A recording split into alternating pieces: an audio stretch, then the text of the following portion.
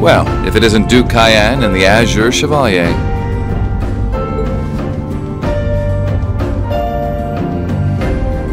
Marvelous, isn't it, Rufus? Does it not bring you joy to look down upon our land from such especially when one considers our victory in the war that rages on it, all but in our grasp?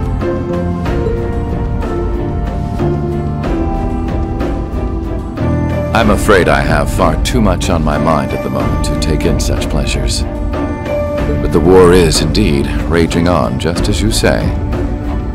And with every day that passes, I worry more for the people of my father's province caught up in it. So young, and yet you've already adopted such a delightful perspective. It's clear to me now why your father holds you in such high esteem. Had I a son like you, then I too would take notice of the achievements you've curried in the war thus far. You flatter me, sir. Green though I may be, I intend to do all in my power to carry out your will as Supreme Commander of the Noble Alliance. Please!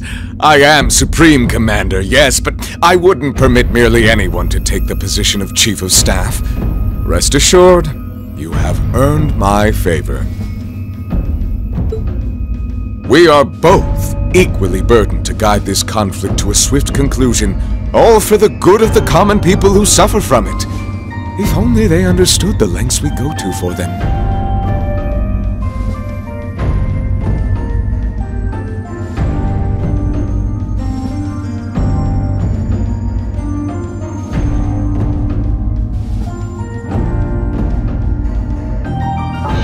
And on that note, I assume you've already decided on how we will be proceeding? At present, 60% of the nation is under our control.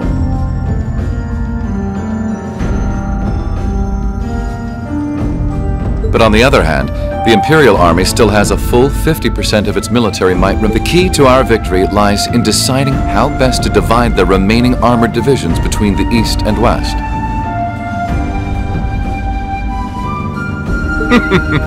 Excellent. Our alliance forces have you, as well as the Panzer Soldats.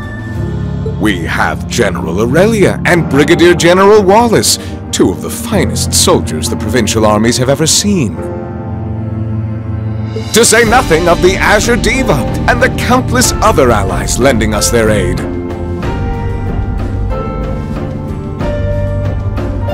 Our victory is only a matter of time. Wouldn't you agree, Crow? I wouldn't get too comfortable if I were you.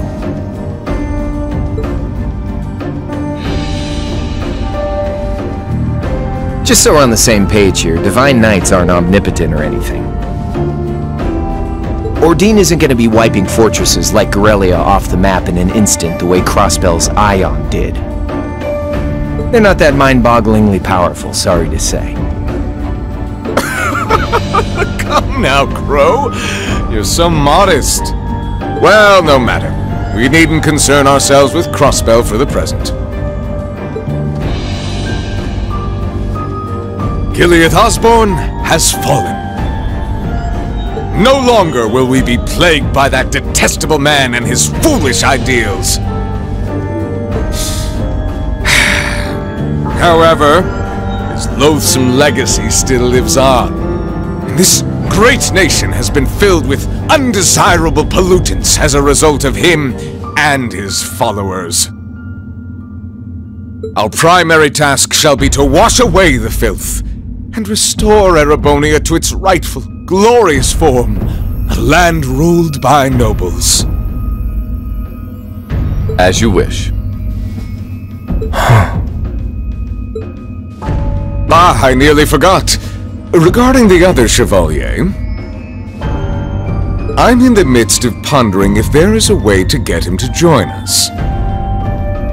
And being that you're such a close friend of his, your assistance may be required at some point.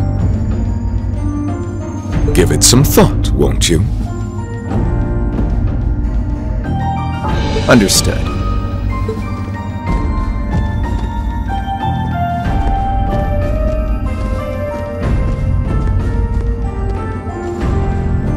You don't think it'll be quite as easy as our friend the Duke does, do you? I can see it written all over your face. Afraid not. The Army isn't the only thing we need to worry about. Not with the RMP and the Intelligence Division at large. Then there's the fact we couldn't catch the Crimson Wings. Whatever other potential threats piling up on the side. Plus, you know, your brother's out there too. It's way too early to be getting cocky.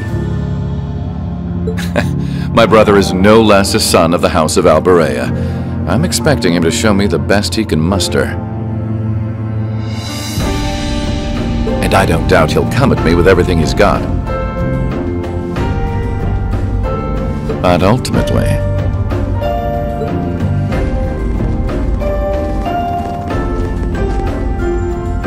unforeseen circumstances are exactly the reason we carry only the finest insurance. Are they not, dear ladies and gentlemen?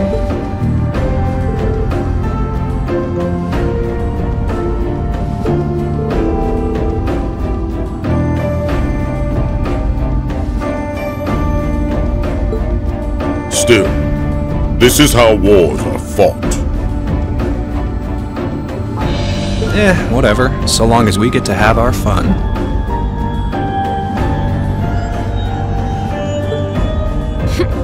Just don't forget, we're not here for you. We won't be working together forever.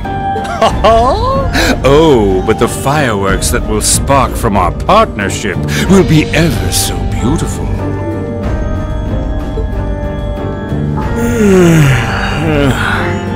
Yeah, I guess I can help.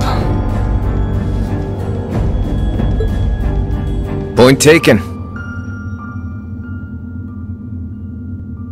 I can't see anyone or anything out there having a chance against this group of monsters.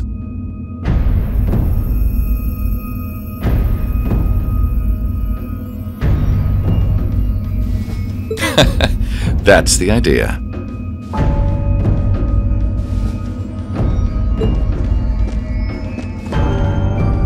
I leave the unseen side of this War of the Lions reenactment in your capable hands. You're up against the Ironbloods, the Crimson Wings, and the Horned Lions. With opponents like that, you needn't hold anything back. Go forth and enjoy your fill of battle.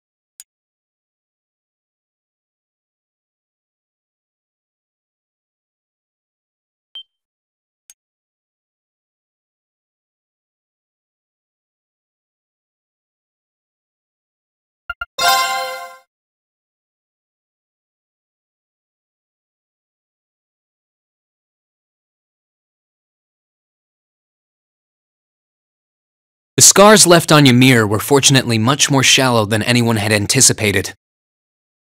Partly thanks to the fact that the number of assailants was relatively small, there were no fatalities.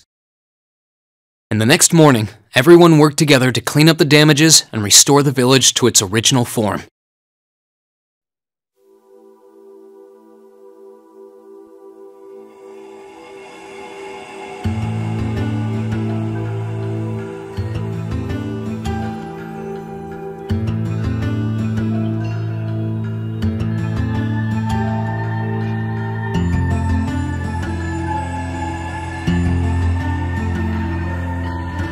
However, my father was heavily wounded, and he had been in a deep sleep ever since.